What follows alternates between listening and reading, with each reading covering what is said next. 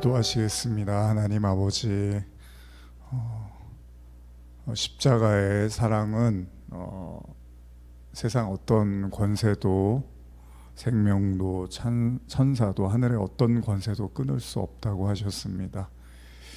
우리가 이것을 경험하고 느껴야 할 터인데, 십자가가 그냥 십자가로만 남아있지 않게 하시고, 그 십자가의 능력과 은혜와 사랑을 오늘도 경험하게 하여 주시고, 또 이 예배가 사순절 어느 수요일 드려지는 그냥 한 예배 되지 않게 하시고, 정말 그리스도의 십자가를 느끼고 예수의 사랑을 깨닫고 나의 죄를 고백하며 그 십자가의 능력이 내 안에서 소용돌이치고 생명력 있게 움직일 수 있는 예배 되게 하여 주시옵소서. 먼저 우리의 마음을 겸손하게 하시고, 거짓되고 외식되고 세상에 속해 있던 많은 가치관과 생각도 이 시간은 다 내려놓고 정말 순수하고 순전한 마음으로 이 시간 말씀에 청종하며 그 십자가를 마음 깊이 새기게 하여 주시옵소서. 예수님이 피 흘리시고 창에 찔리고 침뱉음 당하고 가시멜루간 쓰시면서 지신 십자가입니다. 그 십자가 앞에서 어찌 우리가 형식적으로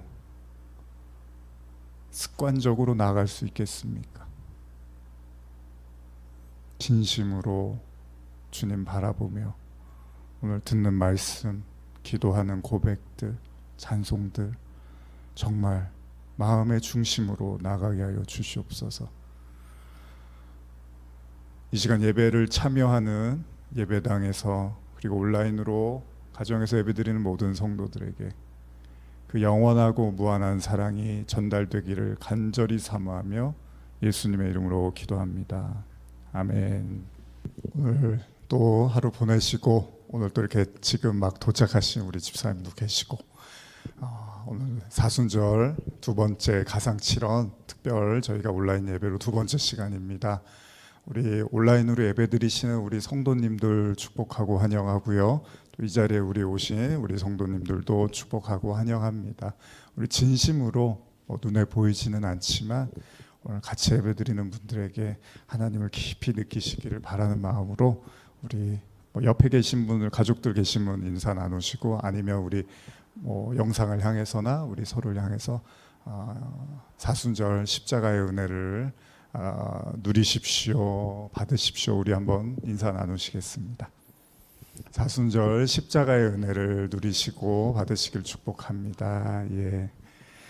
자, 지난 시간에 이어서 오늘 두 번째 가상칠언 두 번째 시간으로 오늘은 이제 두 구절을 한번 여러분과 나누려고 하는데, 첫 번째는 오늘 내가 나와 함께 낙원에 있으리라 이 말씀과요, 아울러서 여자여 보소서 아들이니이다 내 어머니라 이 말씀을 같이 오늘 이제 두 가지 말씀을 나누고자 합니다. 그렇게 해서 저희가 이번 주가 종려 주일입니다. 특별히 광고 말씀드리면 이번 주는 저희가 성찬 예배로 나가려고 합니다. 그래서 또 마음의 준비를 하고 오시면 되고, 그래서 이번 주에도 가상칠언 말씀 나누고 주일에, 그리고 다음 주 수요일까지 해서 가상칠언 말씀을 마무리를 하고 이제 부활 주일에는 이제 부활에 관한 말씀을 그때도 실시간 예배로 해서 요한복음 강해는 그 다음 주에 이제 다시 녹화된 영상으로 여러분과 나누고자 합니다.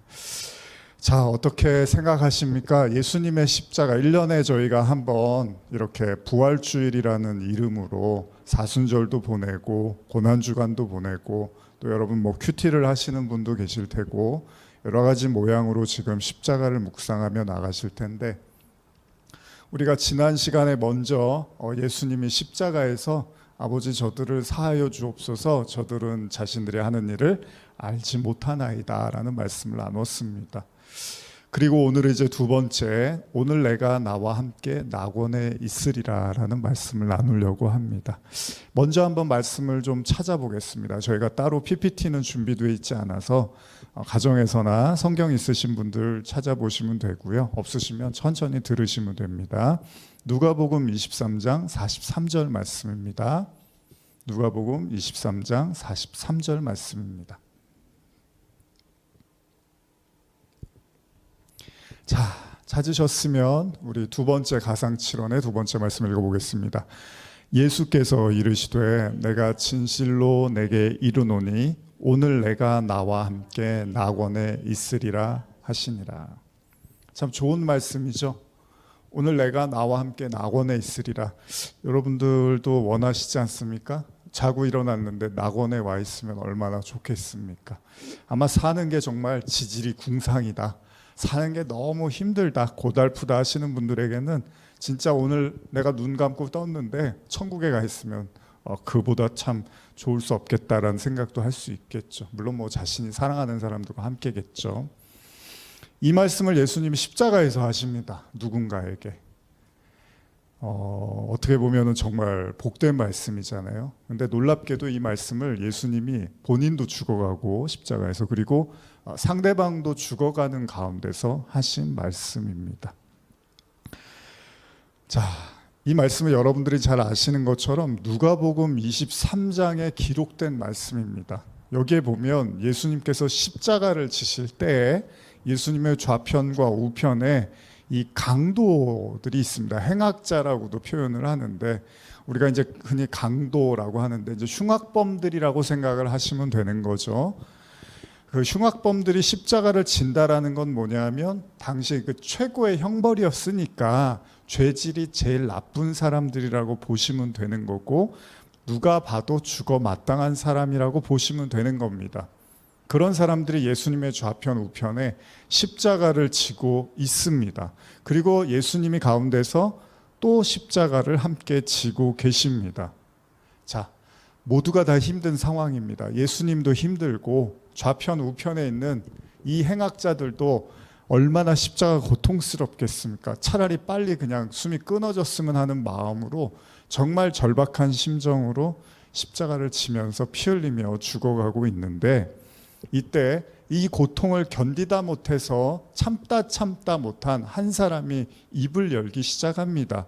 한번 그거 읽어보겠습니다. 누가복음 23장 39절입니다. 누가복음 23장 39절입니다. 시작. 달린 행악자 중 하나는 비방하여 이르되 내가 그리스도가 아니냐, 너와 우리를 구원하라 하되. 드디어 참다 못한 한 행악자, 우리가 이제 좌편에 있는 행악자라고 추측을 하는데요, 이 행악자가 예수님께 소리를 칩니다. 그게 뭐냐면, 아니 네가 그리스도라고 하는데 뭐 그냥 이렇게 편하게 말하진 않았겠죠. 너무 아프니까 네가 그리스도라며 뭐 이러면서 이제 막 신음을 하면서 말을 했을 거예요. 그러면서 아니 네가 그리스도면은 너도 한번 구원을 해야 될 거 아니야? 뭐 이렇게 얘기를 했겠죠. 너무 고통스러운 목소리로 절규를 했을 겁니다. 뭐라고요? 너 십자가에서 내려오고 나도 좀 내려오게 해달라는 겁니다. 구원해달라는 겁니다. 도와달라는 겁니다. 당연한 거죠. 하나님의 아들이면 그 정도는 할 수 있어야 되는 거잖아요. 이렇게 무력하게 자신들하고 십자가를 지고 있는 모습이 너무나 처량한 나머지 성경은 뭐라고 하냐면 비방이라는 말을 하고 있습니다. 그러니까 너무 아프기도 한데 그 와중에도 예수님을 조롱할 힘은 있는 거예요. 사실 여러분도 그렇지 않습니까? 이스라엘 백성들이 광야에서 힘들고 배고프고 괴로워도요, 하나님을 원망할 힘은 남아 있습니다. 이 인간이라는 게 다른 건 몰라도 저주하고 원망하고 미워할 힘은 항상 있습니다. 아주 괴로워도 이를 악물고 이를 갈면서 원망할 힘은 남아 있는 거예요. 이게 사람이 갖고 있는 이 본성이라는 게 남 탓하고 남한테 뒤집어 씌우고 자기 인정 안 하는 게 아주 우리는 생활화되어 있다 보니까 이렇게 아파서, 지금 이 행악자가 뭐 예수님 때문에 대신 죽는 게 아니잖아요. 억울하게 지금 십자가 지는 게 아니잖아요. 자기 죄 때문에 지금 십자가 지고 있는데 그 와중에도 예수님이 죄가 없다는 걸 알았을 거란 말이에요. 대부분 예수님이 무슨 잘못을 하고 십자가를 진 게 아니니까. 그 와중에도 조롱을 하고 비난을 하고 있습니다. 저도 그래요. 오래전에 제가 이렇게 경제적으로 굉장히 힘들었던 시간이 있었거든요. 제가 카페를 시작하고 뭐 1년 만에 문을 닫고 하면서 경제적으로 굉장히 어려웠던 시절이 있었는데, 그때 제가 이렇게 막 기도를 막 하면서도 동시에 원망이 터져 나오는 거예요. 기도를 하고 있는데 동시에 원망과 하나님에 대한 미움이 막 나오는 거예요. 왜 이렇게 나를 힘들게 하십니까? 제가 좋은 마음 좋은 뜻으로 한 건데 왜 하나님 안 도와주시고 이게 뭡니까? 라고 원망이 같이 섞여 나오더라고요. 지금 이 행악자도 자기 죄 때문에 지금 자기가 받는 형벌인데 그 와중에도 예수를 욕을 할 힘은 남아 있습니다. 인간이 그래요. 예수님이 사실 십자가를 지시는 이유는 여러분들이 아시는 것처럼 신성모독이라는 죄 때문이었습니다. 그러니까 하나님의 아들이라는 이유로 또 율법을 경거망동하게 자기의 마음대로 해석하고 말했다라는 거잖아요. 그게 바로 신성모독 죄였다는 겁니다. 그러나 사실 실질적으로 예수님이 특별히 뭐 사람들에게 고통을 주거나 잘못을 하거나 죄를 저지른 분은 아니었습니다. 소위 그 신성모독으로 인해서 십자가형을 받고 있는데, 자, 이 상황에서 이제 행악자가 분노 섞인 말을 하는 거죠. 어쩌면 이것은 예수에 대한 조롱이기도 하지만 그 하나님 자신의 삶을 원망하고 저주하면서 이렇게 결국 마지막을 맞춰야 되는 자신의 삶에 대한 그 원망과 한이 서린 어떤 고백이라고 할 수도 있겠습니다. 자, 예수님께 말하는 거예요. 당신도 구원하고 나도 구원해서 이 십자가의 고통에서 벗어나게 해달라는 겁니다. 예수님이 말씀하시는 십자가의 구원을 잘 이해하지를 못하다 보니까 생긴 이야기인데, 생긴 상황인데, 예수님이 왜 이렇게 십자가에서 죽을 수밖에 없는지를 사실은 행악자가 생각할 이유가 없습니다. 그냥 처량해 보이고 안타까워 보이고 우스꽝스러워 보였다는 겁니다. 근데 한번 여러분 생각해 보세요. 왜 성경에서 굳이 예수님이 마지막에 십자가를 지면서 돌아가실 때 좌편과 우편에 이 행악자들을 서게 했을까? 아까도 제가 말씀드렸지만 죽어 마땅한 사람들이 지는 십자가, 그것을 예수님도 같이 그들과 함께 지고 계시다는 겁니다. 제가 뭐 오늘 두 가지를 다 나누어야 돼서 깊이 나눌 수는 없겠지만 이 지점에서 여러분과 제가 꼭 생각해야 될 게 있죠. 예전에도 나눴지만 어떤 분들은 구원을 받아도 이렇게 구원받으면 안 된다고 말하는 분들도 가끔 계세요. 평생을 못된 짓만 하다가 마지막에 예수님한테 좋은 얘기해서 회개 한번 해갖고 구원받으면 이게 굉장히 부끄러운 구원이라고 말하는 분도 있는데 절대 그런 내용이 아닙니다. 성경은 평생 못된 짓만 하다가 마지막에 예수님 옆에 계셔서 회개 한번 하고서 구원받은 게 아니에요. 그런 얘기를 하는 게 아닙니다. 지금 예수님이 이렇게 고통스러운 최고의 형벌의 십자가를 지시는 이유는 뭐죠? 이미 여러분들도 잘 아시겠지만 이 십자가는 원래 누가 져야 되는 거라고요? 우리가 져야 되는 거잖아요. 이거 지금 제가 계속 나누고 있죠.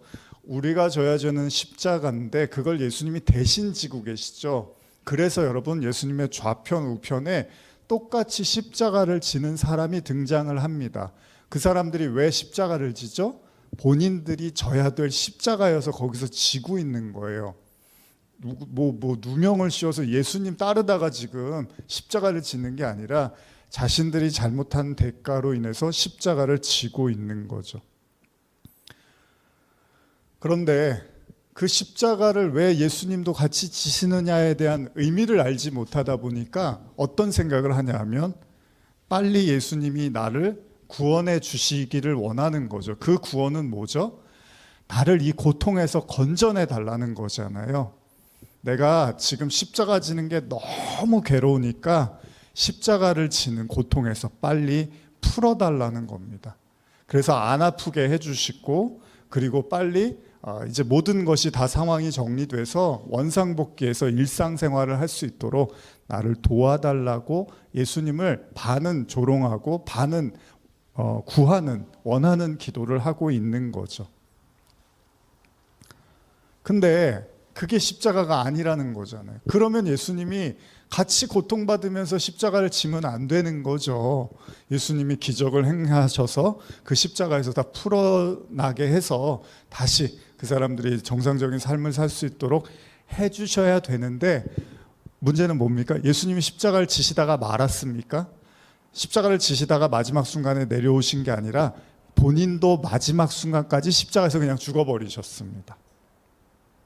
그러니까 십자가는 그런 얘기가 아니라는 거죠. 십자가는 우리를 고통에서 해방시켜 주는 것이 단순한 십자가는 아닙니다. 물론 십자가로 인해서 우리가 예수님이 채찍에 맞음으로 우리가 나음을 입었고 뭐 이런 얘기를 하고 있지만, 그러면 예수님이 지금 여기서 십자가를 지고 있으면 좌편 우편 강도는 자유를 누려야 되잖아요.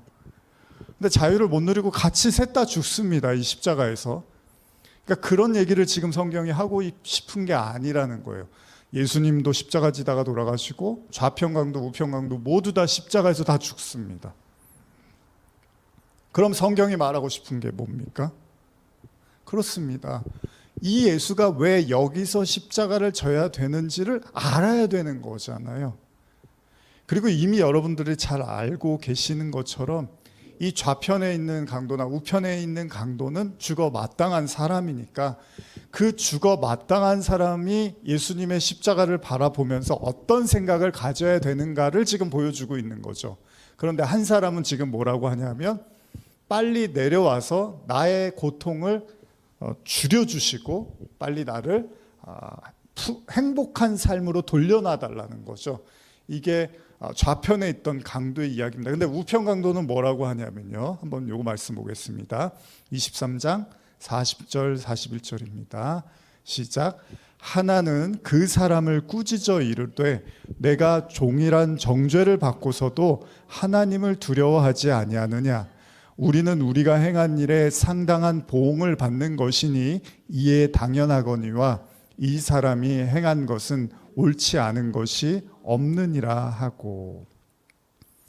자, 이제 극명한 대조를 이루는 우편 강도의 고백을 나누었습니다. 그건 뭐냐 하면, 야, 네가 어떻게 지금 너가 마땅히 죽어야 될 십자가를 지고 죄를 짓고도 어떻게 네가 하나님을 두려워하지 않느냐라고 말을 하면서 아주 중요한 얘기를 합니다.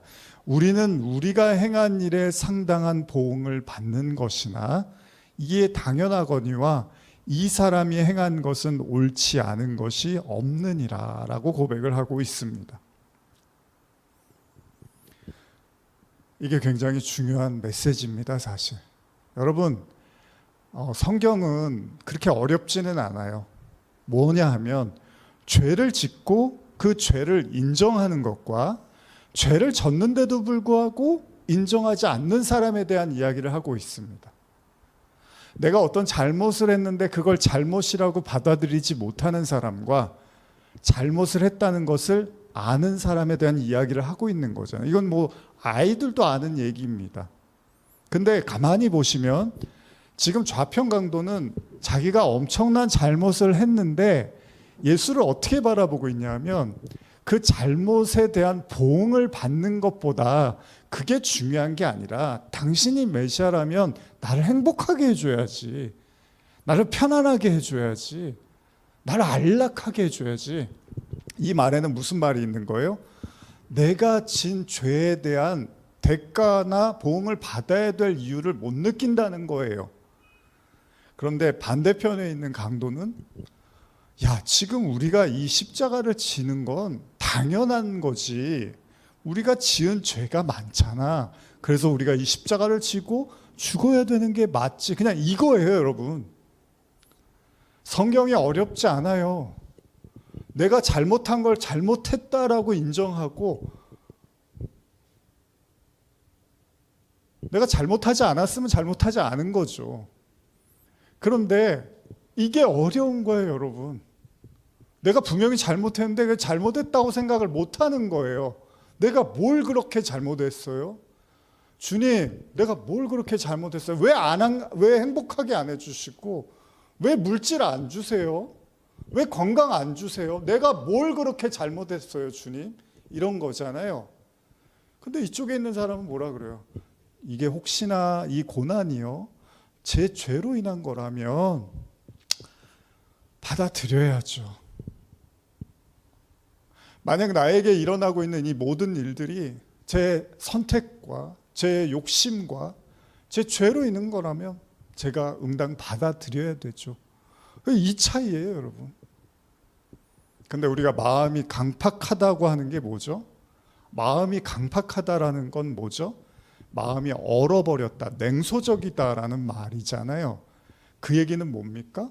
받아들이지 않고 인정하지 않을 때 우리가 그거를 죄를 인정하지 않는다, 회개하지 않는다라고 얘기하죠. 여러분, 지금 이 메시지가 어렵지가 않습니다.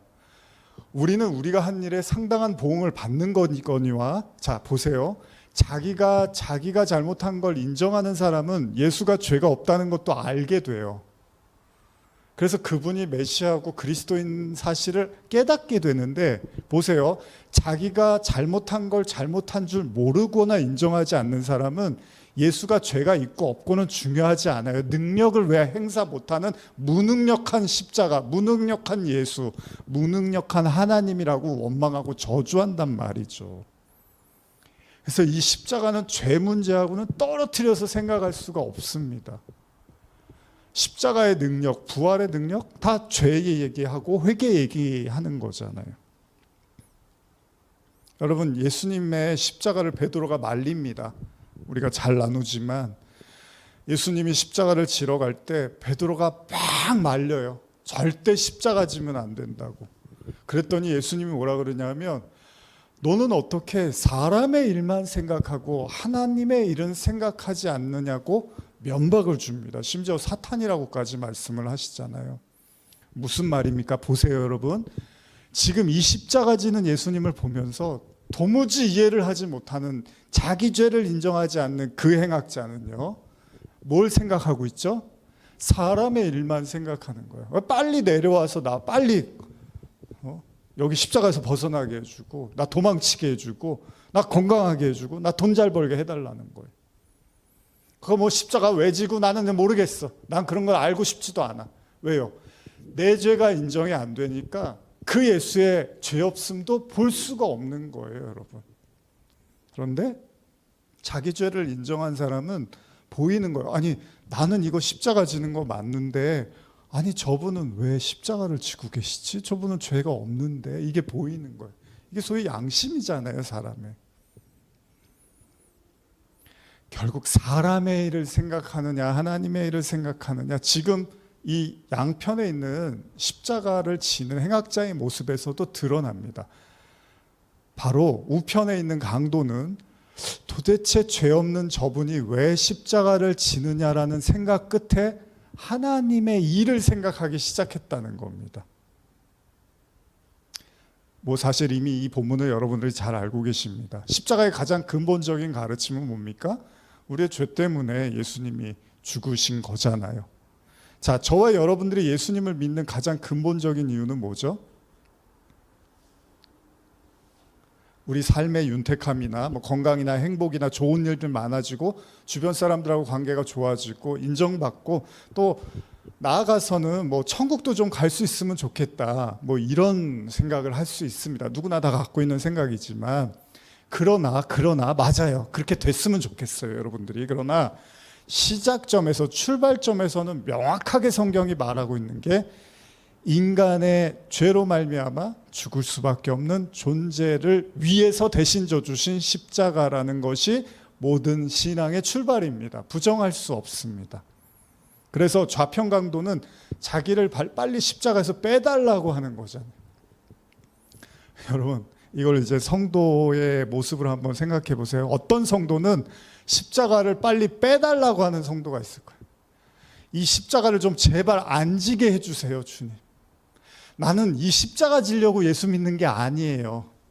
나는 잘 살려고 예수 믿고 행복하려고 예수 믿고 기분이 업되려고 예수 믿는 거지, 내가 이 십자가 지려고 예수 믿는 게 아니니까 제발 이 십자가를 좀 나한테 걷어주세요라고 믿는 사람인데, 그걸 뭐라고 하냐면 비방과 조롱이라고 하는 거예요. 그러니까 어떤 사람은 신앙생활을 하면서 예수님을 계속 조롱하고 있는 거예요. 십자가 안 지고 싶어요. 나 십자가 안 질 거예요. 십자가 빨리 가져가세요. 치우세요. 지저분해요. 불결해요. 더러워요. 그럴 수 있는 거예요. 그런데 우편강도는 어떻죠? 십자가를 져야죠. 그러는 거예요. 똑같은 모습 속에 십자가를 지고 있는데 한 사람은 십자가를 빨리 치우라는 거예요. 이게 무서운 신앙 아닙니까? 이제 그 신앙은 구원을 못 받는 신앙이에요, 여러분. 십자가를 안 지는 사람한테는 무슨 구원 이런 거 없습니다. 그런 구원은 없어요. 십자가 지지 않는 사람한테 오는 구원은 없습니다. 근데 우편강도는 십자가를 지는 거예요. 이거 당연히 져야죠. 이거 제가 져야죠. 왜요? 자기 죄 때문에. 그랬더니 예수님이 뭐라 그래요? 그래.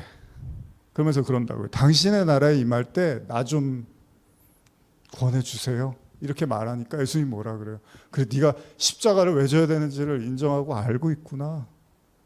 그럼 네가 오늘 나와 함께 낙원에 있을 거야. 그런다고요. 예수가 왜 십자가를 졌고 내가 왜 십자가를 져야 되는지를 아는 자는 하나님의 그 낙원에 임한다는 거예요. 근데 십자가를 왜 져야 되는지를 모르고 자꾸 그냥 이 사람 일, 세상 일만 생각하고 그것만 계속. 그래서 옛날에 어떤 분이 설교하다가 그러더라고요. 왜 십자가 같은 경우 그냥 나무 십자가도 있지만 예수님이 막 이렇게 피 흘리면서 그런 모습도 이렇게 같이 있는 십자가 있잖아요. 근데 예수님이 막 피를 철철 흘리고 있는데 그 밑에서 나 좀 성공하게 해주세요. 돈 좀 잘 벌게 해주세요. 막 예수님이 막 고통받고 피 흘리고 있는데. 근데 그게 아니잖아요. 십자가는 그런 게 아니잖아요. 그 십자가를 보고 나도 져야 되는 십자가고 원래 내가 져야 되는 게 맞구나 라고 할 때 주님이 그래, 그 십자가를 내가 대신 너를 위해서 져서 너를 구원해 줄게 그런다고요. 근데 사람들이 십자가 하면 다 도망가려고 그런다고요. 다 피하고. 제자들이 그랬잖아요, 처음. 여러분, 십자가는 축복입니다. 말로만 우리가 십자가는 하나님의 능력 이러면 안 돼요. 진짜 여러분들이 신앙을 정말 진지하게 하면 십자가를 지는 거예요. 십자가 지지 않는 신앙은 예수님이 뭐라 합니까? 합당하지 않는다라고 합니다. 그게 바로 우편강도하고 뭐가 다르냐는 거예요. 십자가 치우고 빨리 그냥 행복하게나 해주세요. 복이나 주세요. 이 신앙은 절대 구원이 없습니다. 그런 신앙은. 물론 초기에 우리는 그런 신앙을 가질 수밖에 없다는 건 인정하지만 그 신앙이 마지막까지 그렇게 가버리면 그 신앙으로는 구원받을 수가 없습니다. 십자가는 누구에게 임하는 거예요? 자신의 죄를 인정하는 자에게만. 그러니까 여러분들도 여러분들의 삶에서 뭐 지금 여러분들이 대단하게 행악자처럼 뭐 대단한 죄를 짓지 않더라도요, 여러분들의 삶에서 여러분들이 알고 있어요. 여러분들 자신이. 이거는 아니구나. 이렇게 하면 안 되는 거지. 이거 다 알고 있어요. 뭐 제가 일일이 다 설명 안 해드려도 다 알고 계셔요. 근데 문제는 뭐냐면 그거를 인정하는 거하고 인정하지 않는 게 이렇게 다르다는 거예요.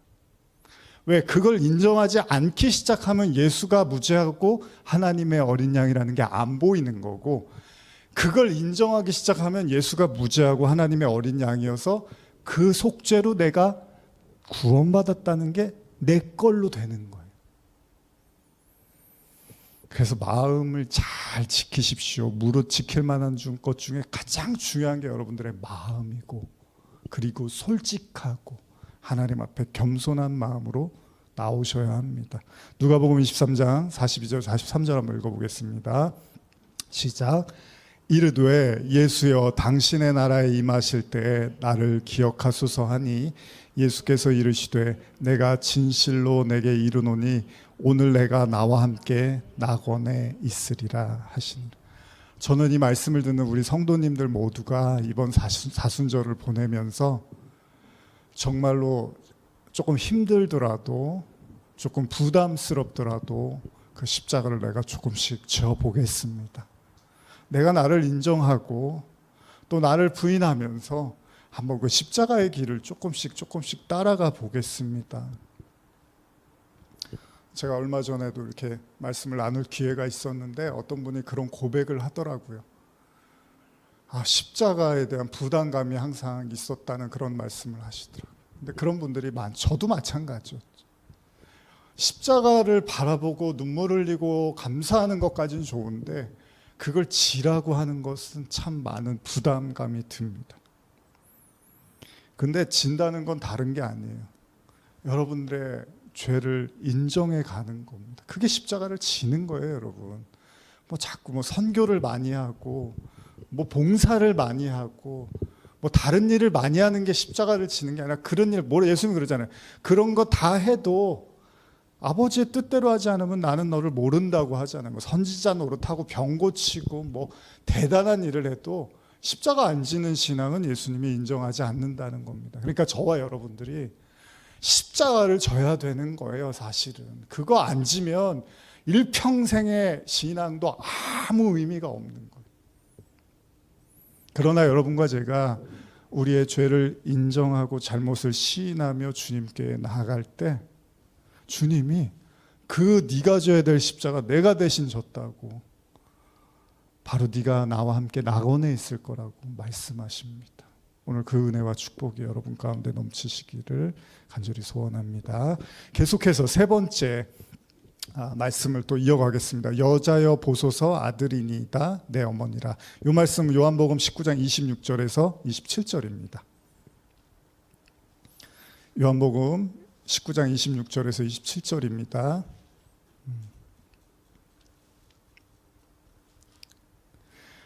자, 한번 읽어보겠습니다. 우리 가정에 계신 분들도 찾았으면 함께 읽겠습니다. 시작. 예수께서 자기의 어머니와 사랑하시는 제자가 곁에 서 있는 것을 보시고 자기의 어머니께 말씀하시되 여자여 보소서 아들이니이다 하시고 또 제자에게 이르시되 보라 내 어머니라 하신대 그때부터 그 제자가 자기 집에 모시니라. 세 번째 말씀을 좀 나누고 오늘은 마치려고 하는데, 예수님이 십자가를 지시기 전에 또 운명하시기 전에 어떤 말씀을 하셨냐 하면요, 예수님의 어머니 마리아가 있었고 거기 요한이 있었습니다, 제자. 그런데 예수님이 자기의 죽음이 임박했을 때 어머니 마리아에게 이런 말을 하는데 여자여 보소서 아들이니다 이런 말씀을 해요. 그리고 또 뭐라고 하시냐면 27절도 읽어볼까요? 27절 한 번 더 읽어볼까요? 시작. 또 그 제자에게 이르시되 보라 내 어머니라 하신되 그때부터 그 제자가 자기 집에 모시니라. 자, 요한에게는 네 어머니다 이렇게 말씀을 하세요. 근데 이 말씀 잠깐 우리 한번 생각해 보고 싶은데, 우리가 잘 아는 요한복음 2장 얼마 전에도 나누었지만 가나의 혼인잔치에서 예수님이요 어머니 마리아에게 뭐라고 지칭을 하냐면 여자여라는 표현을 씁니다. 이 여자여라는 의미, 원어도 보면 여자가 맞아요. 그냥 여자인데 격을 낮춰서 부르는 건 아닙니다. 어떤 경우에는 높였다고도 하고 그냥 여성을 지칭했다고도 하는데, 어쨌든 예수님이요 자신의 어머니에게 여자여 이렇게 말씀을 하십니다. 근데 우리가 이해가 가는 게, 예수님이 어머니이긴 하지만, 마리아가 예수님의 어머니이긴 하지만 진짜 어머니는 아니잖아요, 사실.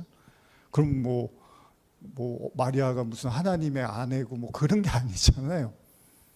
그러니까 어머니이긴 한데 이제 사실은 마리아도 어떻죠? 예수님이 굳이 마리아에게 여자라고 부르신 이유는 예수님의 어머니 마리아도 구원의 대상이란 말이죠. 그래서 여러분들이 아시는 것처럼 실제로 마리아도 예수님을 처음부터 믿었나요?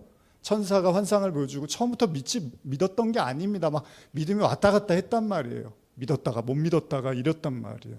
그러니까 이 마리아가 무슨 완벽한 믿음을 소유했던 자가 아니란 말이에요. 그러다 보니까 예수님이 이 땅에 있는 모든 사람들이 예수님의 신부라고 우리가 했잖아요. 그 신부는 여자잖아요. 그 대표격으로 마리아에게 여자여라는 의미로도 말했다고도 볼 수 있는 거예요. 그래서 우리 모두가 다 여자고 마리아는 어떻게 보면 그 구원받아야 될 그 여자로서의 대표로 상징하고 있다고 볼 수 있다는 거죠. 어쨌든 간에 예수님이요 십자가의 절박한 순간에 마리아에게 어머니라는 표현을 씁니다. 그러면서 물론 여기에도요 예수님은 마리아를 여자여라고 이렇게 호칭도 하지만 예수님은 자신의 제자 요한에게 마리아가 너의 어머니이며 마리아에게는 요한이 아들이다라는 말씀을 하십니다. 자, 그럼 우리가 이제 보편적으로 이 부분에 대해서 여러분 해석하는 일반적인 이야기가 뭐냐 하면, 그냥 예수님도 우리와 같은 성정이 있으시니까 어머니가 있고, 그러니까 이제 돌아가시니까, 예수님이 자신이 돌아가실 걸 아시니까 어머니를 위로해 드리고 싶은 거예요. 그러니까 남은 여생 이제 아들이 이렇게 가니까 어머니를 누군가 돌봐줬으면 좋겠다라는 마음에서 제자 요한에게 네가 좀 어머니 좀 잘 모셔, 어머니 아들처럼 생각하세요, 이렇게 이제 보편적으로 우리가 이렇게 생각을 하잖아요. 다시 말하면 인간으로서는 어머니가 감당하기 너무 힘드실 것 같으니까 좀 위로 차원에서 요한을 이렇게 자식으로 삼아주는 일종의 효심이라고 이제 이해하는 그런 해석들이 많습니다. 그런 설교들이. 그런데 물론 그렇게 생각할 수도 있어요. 그런데 여러분, 그 누구보다도 인간의 연약함을 아셨을 주님이 자신의 그 어머니와 제자 요한을 이렇게 연결해 주는 모습이 굉장히 인간적으로 감동적이긴 하나, 그러나 그게 정말 다겠냐는 거예요. 이게 정말 다일까요? 근데 사실은 예수님한테는 본인 말고도 야고보를 비롯한 다른 형제들이 있었단 말이죠. 그러니까 굳이 지금 예수님이요 요한과 마리아를 어머니와 아들로 이어주려고 하는 행동이 꼭 필요하지 않았습니다. 마리아가 혼자 있었던 게 아니라 형제들이 또 있었어요, 예수님한테. 굳이 예수님이 마리아가 걱정됐으면 다른 형제들에게 어머니 좀 잘 모시라고 말했을 수도 있는데, 굳이 요한에게 어머니라고 하신다는 거죠. 그래서 제가 예전에도 나눴지만 우리가 이 상황에 대해서 좀 생각해 볼 필요가 있다는 거예요. 자, 예수님이 말씀하시는 가족의 개념을 한번 떠올려 봅시다. 제가 읽어드릴게요. 마태복음 12장 47절 48절 보면, 한 사람이 예수께 여짜오되 보소서 당신의 어머니와 동생들이 당신께 말하려고 밖에 서 있나이다 하니, 말하던 사람에게 대답하여 이르되 누가 내 어머니이며 내 동생들이냐 하고. 잘 아시죠? 예수님은 자신을 미쳤다고 수군거리는 사람들에게 편승해서 자신을 찾으러 온 가족들의 이야기를 듣고는 화를 내십니다. 그러면서 누가 내 어머니고 누가 내 동생이냐고 하면서 면박을 주십니다. 마치 요한복음 2장에서 가나의 혼인잔치에서 그 어머니 마리아가 포도주가 떨어졌나이다라고 말했을 때 예수님 뭐라 그럽니까? 여자여 나와 무슨 상관이냐, 이런 말씀을 하시잖아요, 어머니한테. 비슷한 맥락으로 이해할 수 있습니다. 무슨 말이냐면, 예수님이 이해하시는 진정한 가족은 단순히 혈연 관계가 아니라는 겁니다. 그러기도 그런 게, 여러분, 제가 여러분도 잘 아시지만 집안에 목사 나왔다고 그 가족이 다 구원받나요? 집안에 장로님, 권사님 있다고 그 가족이 구원받나요? 그런 건 아니에요. 그럼 우리가 엄밀히 생각해 보면 예수님을 믿는 사람만 구원을 받으면, 그러면 믿지 않는 사람 구원 못 받는 거잖아요. 그러면 하늘 가족의 측면에서는 하늘 가족이 될 수가 없는 거잖아요. 집안에 목사님이 계시다고 선교사님 계시다고 그 식구가 다 구원받는 게 아니잖아요. 물론 그러길 바라고 우리는 그렇게 기도를 하지만 결과적으로는 그 개인의 믿음을 통해서 구원을 받는 거란 말이죠. 그러면 예수님이 말씀하시는 혈연관계, 그래서 예수님이 누가 내 어머니고 누가 내 형제냐고 말씀하셨을 때는, 그럼 누가 어머니고 누가 형제입니까? 누가 어머니가 될 수 있고 누가 형제가 될 수 있을까요? 하나님의 자녀가 되고 하나님의 식구, 가족이 된다는 게 무슨 의미일까요? 그러니까 예수님이 십자가의 마지막 순간에 예수님은 그 십자가의 핵심의 가치를 보여줬다고도 볼 수 있는 거죠. 한번 이거 찾아보겠습니다. 요한복음 1장 12절 13절입니다.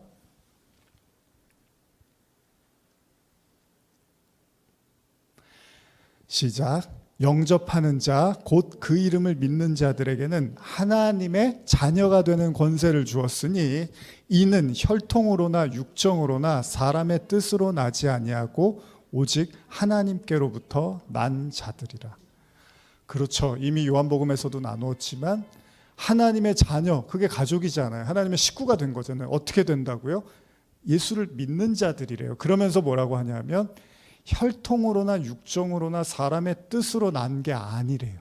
오직 하나님께로부터 난 자들이라고 이야기를 합니다. 그러니까 주님의 자녀가 되는 거, 예수님의 가족이 된다는 거, 천국의 가족이 된다는 건 엄밀히 말하면 하나님의 뜻을 통해서 난 자여야만 한다는 거잖아요. 그래서 예수님이 포도주가 떨어져서 도움을 요청하는 마리아에게 당신은 그 일을 위해서 오신 것이 아니라 오로지 자신의 피로 죄인들을 구하러 오셨기 때문에 십자가를 질 때가 되지 않아서 여자여 내 때가 이르지 아니하였나이다라고 말씀을 하신 거라는 거죠. 다시 말하면요, 여러분과 제가 우리 모두가 예수님의 진정한 가족이 된다는 것, 그 형제가 된다는 건 우리가 하나님의 자녀, 즉 아들들이 된다는 건 오로지 뭘로만 가능하냐면 십자가로만 가능하다는 거예요. 십자가에서 흘리신 예수의 피, 그 포도주로만 가능하다는 거예요. 그래서 혼인잔치에 포도주가 등장하는 거고 그 포도주가 예수의 피를 의미하는 거죠. 근데 그 피는 십자가에서 흘리신 거니까 다시 말하면 예수님이 여러분의 남편이 되려면 반드시 십자가의 그 피로만 가능한 거고 그게 바로 예수님의 가족이 되는 거라는 거죠. 그래서 성경도 우리가 이 땅에서 알고 있는 혈통이나 육정의 관계로가 아니라 오직 하나님에 의해서 이루어진 관계를 통해서 하늘 가족이 될 수 있다는 겁니다. 그래서 예수님은 십자가에 피 흘리는 처절한 제물로 돌아가셨고 그 순간에 예수님이 말씀하시는 거예요.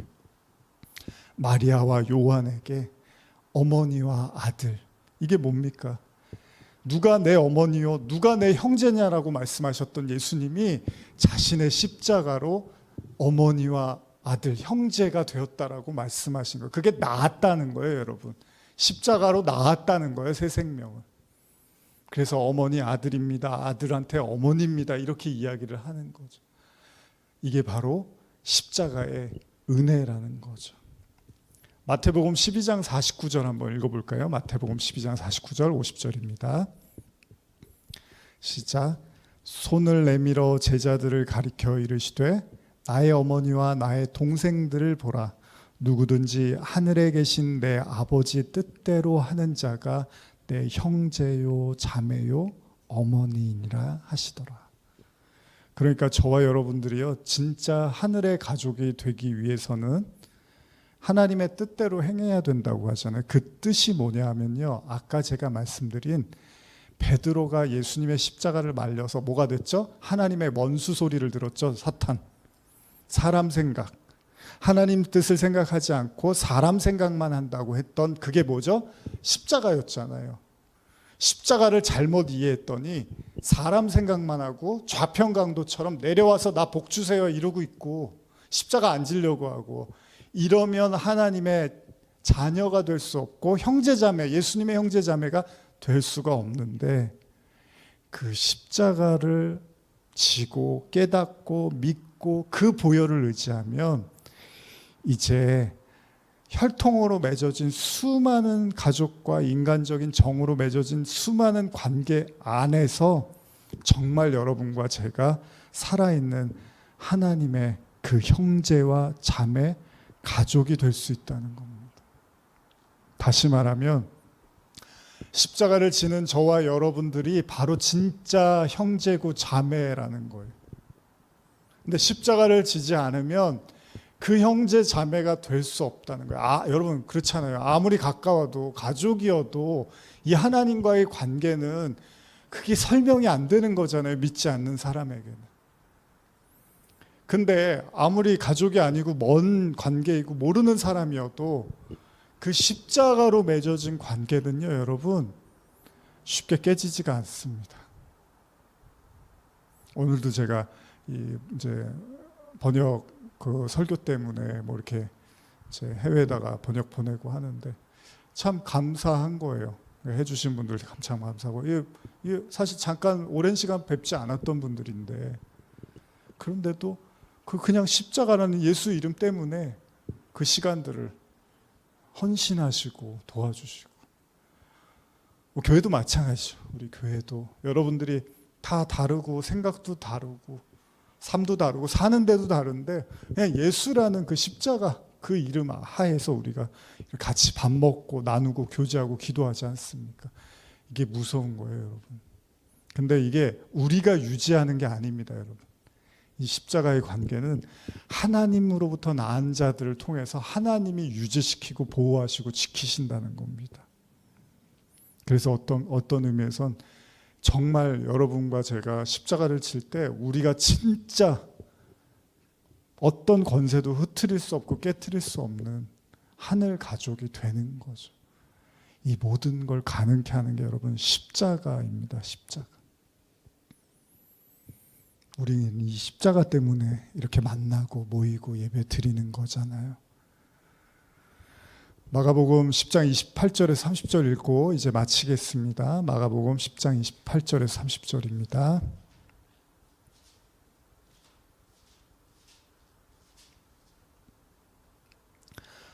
자, 우리 한번 이 말씀 깊이 생각하시면서 오늘 이제 마무리할 때 여러분들 마음속에 이 십자가의 은혜와 능력이 회복되고 충만하시기를 축복합니다. 시작. 베드로가 여짜와 이르되 보소서 우리가 모든 것을 버리고 주를 따랐나이다. 예수께서 이르시되 내가 진실로 너희에게 이르노니 나와 복음을 위하여 집이나 형제나 자매나 어머니나 아버지나 자식이나 전토를 벌인 자는 현세에 있어 집과 형제와 자매와 어머니와 자식과 전토를 100배나 받되 박해를 겸하여 받고 내세에 영생을 받지 못할 자가 없느니라. 아멘. 이게 바로 성도들의 십자가의 길입니다. 그렇다고 해서 무슨 가족을 외면하고 가정을 터부시하라는 얘기는 더더욱 아니겠죠. 무슨 얘기죠?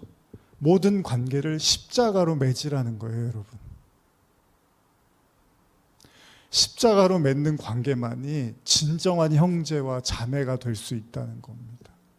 여러분들이 지금 기도하고 계시고 또 아끼시는 분들 십자가로 그 피로 하나 되시고 사랑하시고 그리고 우리가 또 십자가를 지면서 하나님의 낙원이 바로 우리 가운데 있음을, 십자가를 지는 것은 험난할 수 있어도 하나님의 나라가 여러분들 속에 동시에 함께 한다는 것도 잊지 않으셨으면 좋겠습니다. 기도하시겠습니다. 하나님 아버지, 오늘 가상칠언의 또 두 가지 말씀을 함께 나누어 봅니다. 정말 우리는 십자가를 지는 신앙인지 아니면 십자가를 팽개치고 도망치려고 하는 신앙인지를 한번 생각해 봤습니다. 제 자신도 늘 이 앞에 또 생각하고 묵상하게 됩니다. 정말 우리는 늘 십자가 앞에서 솔직한가? 우리의 자신을 인정하고 있는가? 아니면 우리의 자신을 부정하고 인정하지 않으려고 하는지 저를 포함해서 모두가 다시 한번 십자가 앞에 겸손하게 서게 하시고, 또한 그 십자가로 맺어진, 그 피로 맺어진 그 하늘 가족, 그 형제 자매들을 또한 더 소중히 여기며 기도하며 사랑하게 하여 주시옵소서. 이 밤 예배가 마치고 기도하고 또 저녁을 보내는 모든 성도들에게 하나님의 크신 은혜와 사랑으로 함께하여 주시옵소서. 감사드리며 예수님의 이름으로 기도드립니다. 아멘. 자, 이제 각 가정에서 오늘 말씀을 기억하시면서 또 십자가를 묵상하시면서 기도하는 시간 갖겠습니다.